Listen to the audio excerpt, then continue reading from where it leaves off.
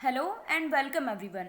आज हम डिस्कस करेंगे पेटेंट कॉरपोरेशन ट्रीटी के बारे में, जिसे कि शॉर्ट में पीसीटी के नाम से जाना जाता है। पीसीटी की ज़रूरत क्यों पड़ी या पेटेंट कॉरपोरेशन ट्रीटी को बनाने की ज़रूरत क्यों पड़ी? पहले के टाइम में जब किसी भी मैटर को पेटेंट करवाना होता था तो अलग अलग कंट्रीज़ में उसके लिए एप्लीकेशन फाइल करनी पड़ती थी, जो कि अलग अलग लैंग्वेजेस में होती थी।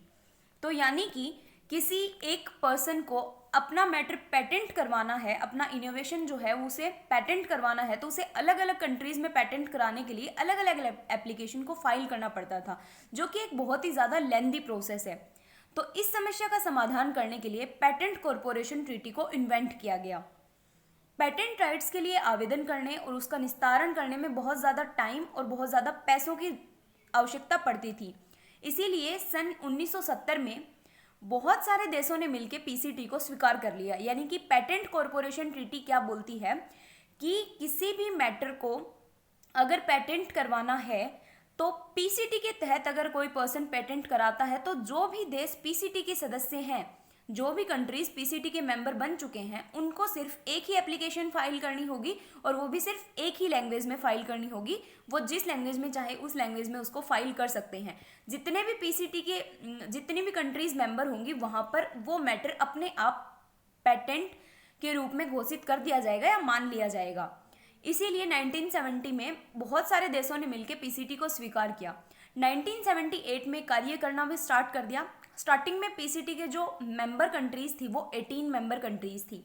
इसके अंतर्गत पीसीटी के अंतर्गत क्या किया जाता है, पेटेंट संबंधित आवेदन की जो समस्त प्रक्रिया है, यानी कि पेटेंट के जो एप्लीकेशन सिस्टम है उसको इजी बनाया गया है। इसके अंतर्गत कोई भी आविष्कारकर्ता किसी भी देश के पेटेंट ऑफिस में सिर्फ एक आवेदन देता है और वो उस ट्रीटी के सभी सदस्य देशों के लिए मान्य होता है।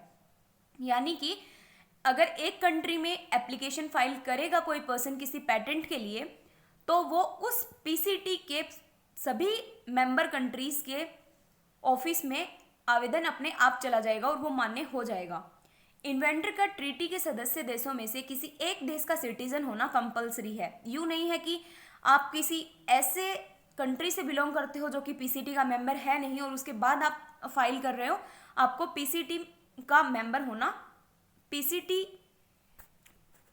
जिन जिन कंट्रीज के लिए है उन कंट्रीज में से किसी कंट्री का मेंबर होना आपको रिक्वायरमेंट है। इन्वेंटर एक आवेदन द्वारा सदस्य देशों में से कितने भी देशों में पेटेंट राइट के प्रोटेक्शन के लिए आवेदन कर सकता है। आवेदन पत्र के साथ प्रोविजनल या फिर कंप्लीट स्पेसिफिकेशन दोनों में से किसी भी एक आवेदन के साथ दे सकता है। आवेदन करने की दो प्रोसेस होती हैं, उसे ही बोलते हैं फर्स्ट कंप्लीट स्पेसिफिकेशन और दूसरी प्रोविजनल स्पेसिफिकेशन। तो वो किसी भी टाइप से अपने आवेदन या फिर एप्लीकेशन फॉर्म को फिल कर सकता है। वास्तव में ये जो ट्रीटी है ये इंटरनेशनल पेटेंट लॉ ट्रीटी है, जिसमें कि रीजन पेटेंट सिस्टम लागू होता है। अब रीजन पेटेंट सिस्टम जो है वो दो टाइप का हो सकता है,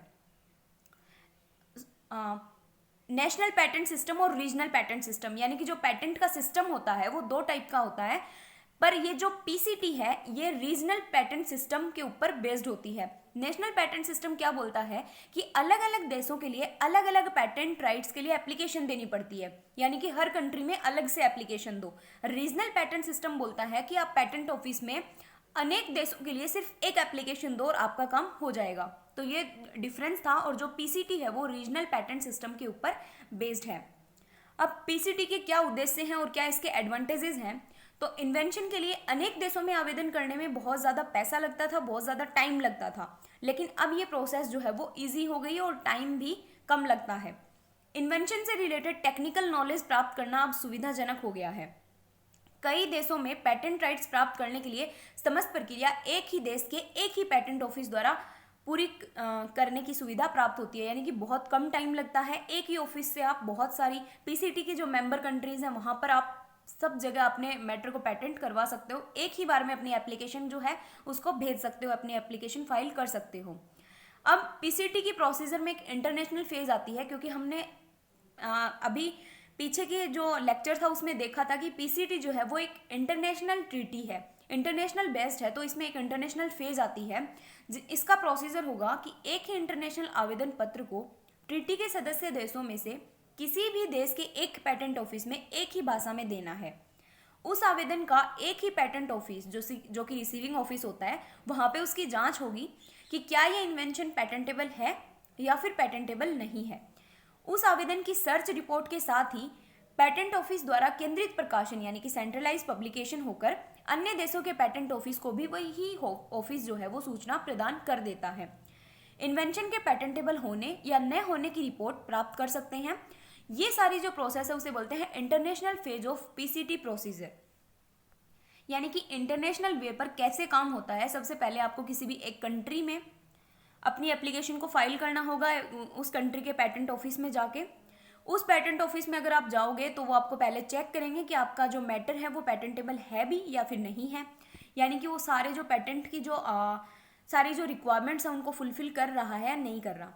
उसके बाद जैसे ही सर्च रिपोर्ट आ जाती है तो वही पेटेंट ऑफिस आपका दूसरे देशों के पेटेंट ऑफिस को भी ये सूचना प्रदान कर देता है, आपको कुछ करने की रिक्वायरमेंट नहीं है। इन्वेंशन के पेटेंटेबल हो या ना हो इसकी रिपोर्ट आप प्राप्त एक ही ऑफिस से आप कर सकते हैं। अगर एक पेटेंट ऑफिस में आपको ये कंफर्म हो गया कि आपका मैटर पेटेंटेबल है तो फिर आपको कोई दिक्कत नहीं आएगी, आप अलग अलग कंट्रीज में भी अपने मैटर को पेटेंट करवा सकते हैं। ये सारी जो फेज है ये international phase of PCT procedure है, और इसके अलावा ये आपका जो पूरा लेक्चर है ये पीसीटी के ऊपर बेस्ड है।